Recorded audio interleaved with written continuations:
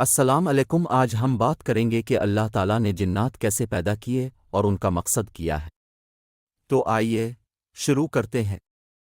دوستو، اللہ تعالیٰ نے جنات کو آگ کے شعلے سے پیدا کیا ہے، جیسا کہ قرآن میں ذکر ہے۔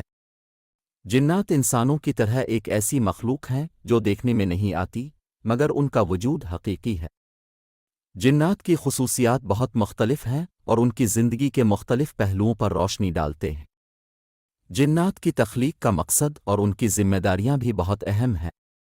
آزاد ارادہ، جنات کو بھی انسانوں کی طرح آزاد ارادہ دیا گیا ہے۔ وہ بھی نیک بد بن سکتے ہیں اور ان پر بھی اللہ کے احکامات لاگو ہوتے ہیں۔ عبادت، جنات کا بھی مقصد اللہ کی عبادت اور اس کی بندگی کرنا ہے۔ کچھ جنات نیک ہوتے ہیں اور اللہ کی عبادت میں مشغول رہتے ہیں، جبکہ کچھ شیطانی راستے پر چل پڑتے ہیں۔ شریعت، جنات بھی شریعت کے پابند ہیں اور ان کے لیے بھی حساب و کتاب کا دن مقرر ہے۔ جنات کی تخلیق ہمیں بہت سے سبق دیتی ہے۔ آزمائش، جنات کی طرح انسان بھی آزمائش میں ہوتے ہیں، ہمیں بھی اپنے عمل سے اللہ کو راضی کرنا ہے۔ نیکی اور بدی کی قوتیں، جنات کی تخلیق ہمیں یہ یاد دلاتی ہے کہ دنیا میں نیکی اور بدی کی قوتیں موجود ہیں اور ہمیں صحیح راستے کا انتخاب کرنا ہے۔ جنات کے بارے میں قرآن اور حدیث میں مختلف واقعات اور قصے بیان کیے گئے ہیں۔ ان میں سے ایک مشہور واقعہ حضرت سلیمان علیہ السلام کا ہے، جنہیں اللہ تعالیٰ نے جنات پر مکمل اختیار دیا تھا۔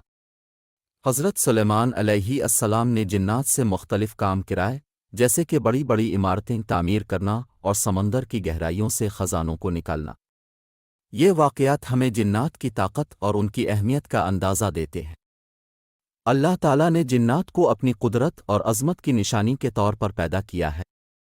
جنات کی تخلیق سے ہمیں یہ سبق ملتا ہے کہ اللہ کی مخلوقات کتنی متنوع اور حیرت انگیز ہیں۔ ہمیں اللہ کی رحمت اور اس کے احکامات پر عمل پیرا ہونا چاہیے۔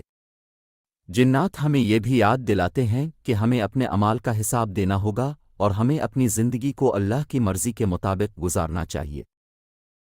جنات کی موجودگی اور ان کے اثرات کے بارے میں مختلف قصے اور کہانیاں ہمارے معاشرتی اور مذہبی روایات کا حصہ ہیں۔